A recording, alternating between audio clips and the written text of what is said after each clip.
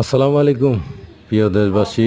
64 জেলার মানুষকে বলতেছি, যদি আপনারা কেউ বলতে পারেন এই রাস্তাটা কোন জেলার ভিতরে আছে, তাহলে আল্লাহর কসম খেয়ে বললাম তাদেরকে আমি আমার মন থেকে, যদিও আমি গরিব অসহায়, তাদেরকে আমার মন থেকে বললাম 500 টাকা আমি তাগর দিমু বিকাশে।